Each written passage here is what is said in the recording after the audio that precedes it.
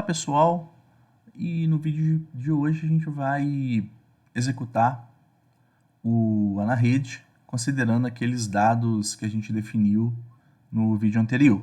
Bom, primeira coisa, a gente abrir aqui o edit CPEL, né, com os dados que a gente fez a definição. Então, só dando uma recapitulada, a gente definiu o título, né, do caso, as constantes, então CMVA, as tolerâncias, né, de potência ativa e reativa, os dados, né, de barra, o dbar, os dados de linha, dlim, e aqui os códigos de execução. Para executar o load flow pelo método de Newton, né, eu tirei aqui o relatório de convergência para ficar mais fácil, né, e a solicitação dos relatórios aqui, que eu quero o relatório de barra, tá certo? Bem, uma vez definido essas solicitações, a gente pode abrir já a interface gráfica do AnaRede, tá certo? Bem, eu tenho aqui a versão 11.5.2, tá? É uma versão licenciada para a universidade da qual eu trabalho, né? Tanto que eu vou abrir aqui, ó. Pronto, abriu. Você pode ver aqui, ó, lá que ela está licenciada ao FSJ, no nome do professor que assinou o contrato, e a licença é acadêmica. A licença acadêmica, ela tem uma... né, ela, obviamente, ela resolve e ela permite a solução do fluxo de potência com o menor número de barras. Ela tem algumas restrições. Um limite de número de circuitos, um limite de número de barras, né? O AnaRede, no manual, ele fala que o programa pago, né, o software licenciado pago, ele resolve até 20.000 barras CA, né? Não é, a gente acho que resolve no máximo 100 e poucas aqui na licenciada, na acadêmica, né? Na licença acadêmica, e é o suficiente para as nossas atividades, lembrando que aqui o objetivo é ensiná-los a análise, né, prática de sistemas de potência usando o AnaRede, tá ok? Bem, essa aqui é a interface desse programa, né? E é importante observar aqui que você poderia fazer o desenho do diagrama unifilar do sistema, mas eu não vou fazer isso, né? Não tenho interesse, porque eu prefiro utilizar o TXT lá, né? Que é a definição em todos lá no edit CPEL, todos os dados por lá, tá certo? Bem, quando você abre o AnaRede, ele vai aqui em cima, no canto superior à direita, você vai ver que ele está lá, ó, caso base, em amarelinho. Conforme você executa o AnaRede, ele vai te dar três cores. Quando está amarelo, é que ele está no caso base e não foi executado. Quando ficar verdinho, significa que convergiu. Agora, se der vermelho, deu algum problema, não convergiu.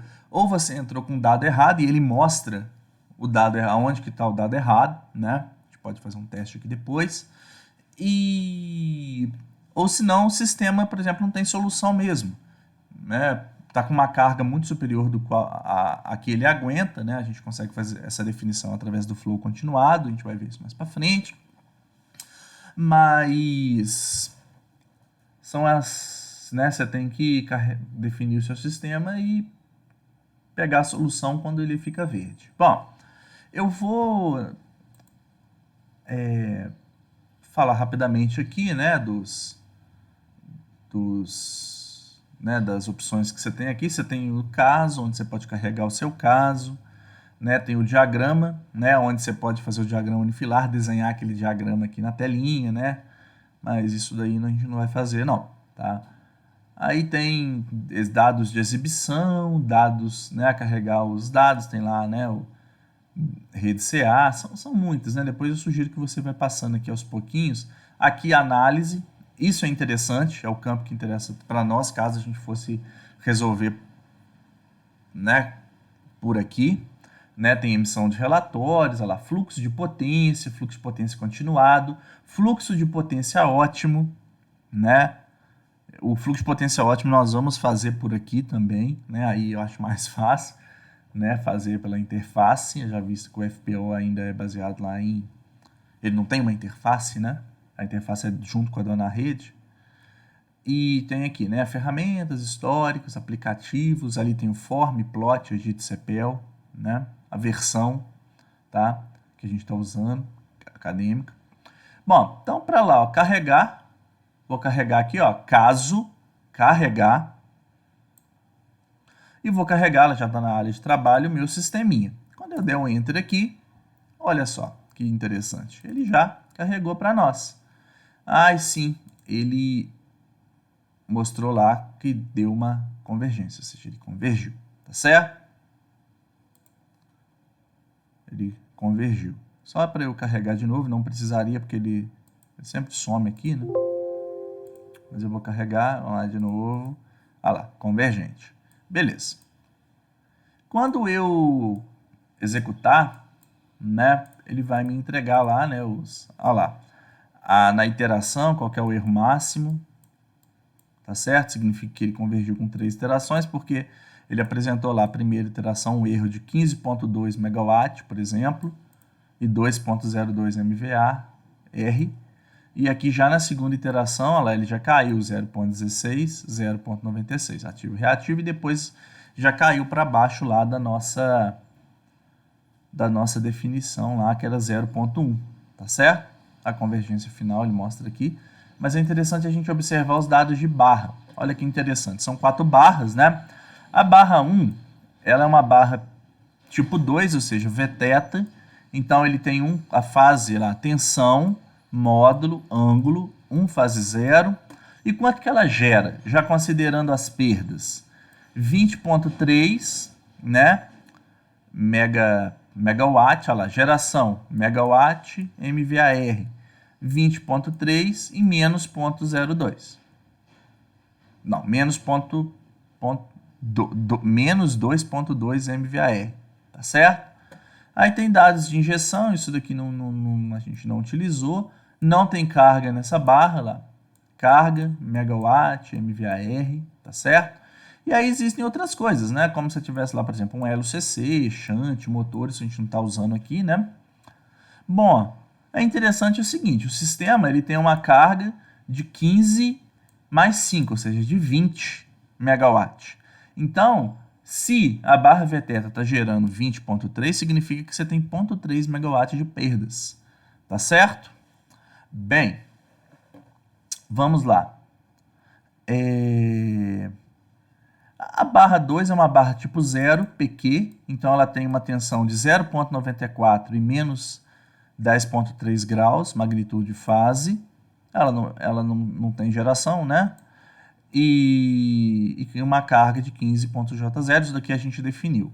A barra 3 também, ela já tem uma tensão de 0.99 e um ângulo de menos 6.6 graus, tá certo?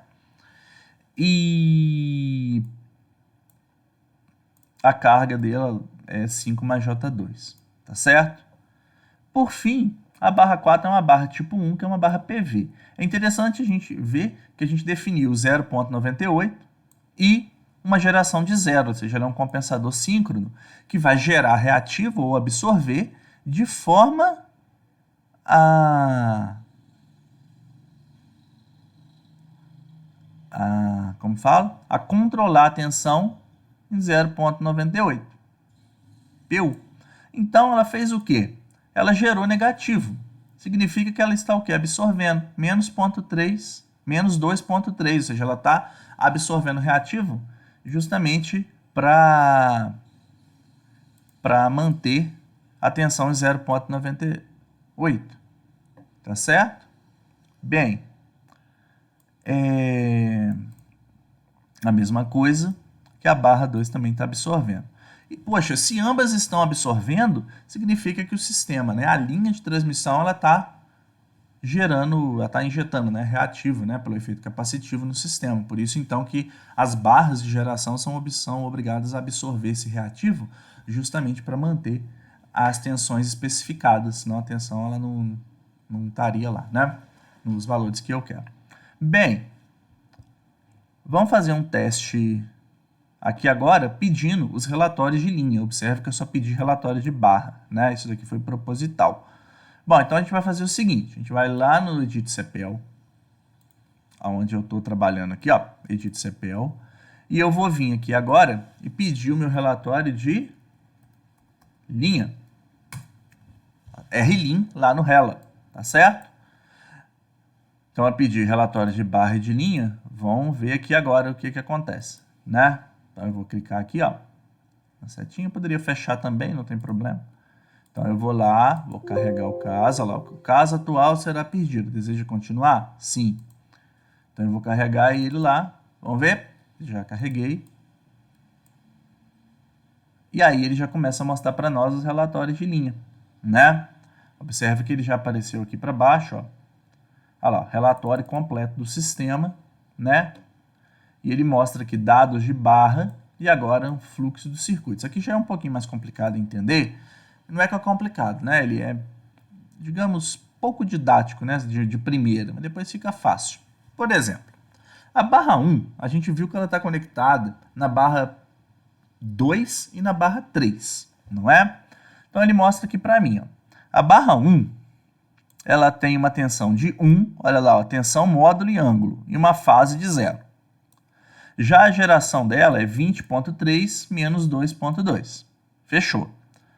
Bem, aí agora vem os fluxos do circuito. Olha, a barra 1 está conectada na barra 2, então você já tem que olhar aqui para cá, ó. Tá certo? E ele vai mostrar para você o seguinte, que o fluxo de potência da barra 1 para a barra 2, é assim que você interpreta, ele é o quê? 8.9 megawatt e menos 1.8 MVAR. Significa, então, que ele é 8 menos J. Então, na direção 1 para 2, é isso, né? Ele está mandando 8 para 9 e aqui 1.8. A mesma coisa, a barra 1 para a barra 3, ou seja, o fluxo sai da barra 1 e vai para a barra 3, qual é o valor dele? 11.4 megawatt e menos meio MVAR. Isso faz sentido, por quê? A gente viu que a barra 1, ela está absorvendo menos 0.2, né? Certo? Então, aqui, se eu observar, ao somar esses fluxos, eu chego nesse valor, tá? Isso daqui também a gente vê pelo reativo, né? Pelo ativo. Eu tenho aqui a barra 1, ela está gerando 20.3. Então, se eu somar 8.9 mais 11.4, ele dá o 20.3. Tá certo? Isso daí é um balanço daquelas equações que a gente falou, né? Do balanço de potência ativa e reativa no circuito, para cada barra. Bem, e aí a gente segue também, por exemplo, a barra 2, ela tem uma tensão de 0.994 com um ângulo de menos 10.3. E aqui ela já está ligada em quantas outras barras? Né? Na barra 1, está ligada na barra 3 e na barra 4. Por isso que aqui ela já aparece, ó, barra 1, barra 3 e barra 4. Tá certo? O fluxo de 2 para 1, menos 8.8. E menos megawatt, né? E menos 0.6 MVAR. Observe que faz um pouco de sentido, né? Quando eu estava mandando de 1 para 2, é 8.9. Agora, se eu tentar, né, quando eu mudo, né, a direção km, né, o 2 para 1, já fica negativo, 8.9. E por que é diferente? 8.9 e aqui 8.8. É porque tem uma perda nesse processo. Quando você soma um com o outro, né, o PKM, que é o P12 mais o P21 de fluxo, você tem as perdas. Entendeu? Aqui é 0.1. Tá? Bom, é isso. Né? Aqui você segue aqui também de 2 para 3 e 2 para 4. Se você for na barra 3 é a mesma coisa. É 3 para 1 e 3 para 2. E a barra 4 também. Que ela está conectada na barra 2, 4 para 2. Tá certo? Dá uma interpretada com calma, olha manual. Tá? De primeira, assim, às vezes pode parecer um pouco complicado, mas depois você fica craque, tenho certeza disso. Tá certo? Até mais. Obrigado por assistir esse vídeo. Neste canal, desenvolve-se conteúdos gratuitos para pesquisa e ensino na área de sistemas elétricos de potência e sistemas de controle. Se esse conteúdo foi útil para você, peço que curta, compartilhe e se inscreva no canal, o que é muito importante para a divulgação do meu trabalho. Me acompanhe também nas redes sociais ResearchGate, Twitter e LinkedIn. A lista completa com meus artigos científicos pode ser obtida no meu currículo Lattes do CNPq, no Google Scholar e no Orchid. Obrigado novamente e até mais!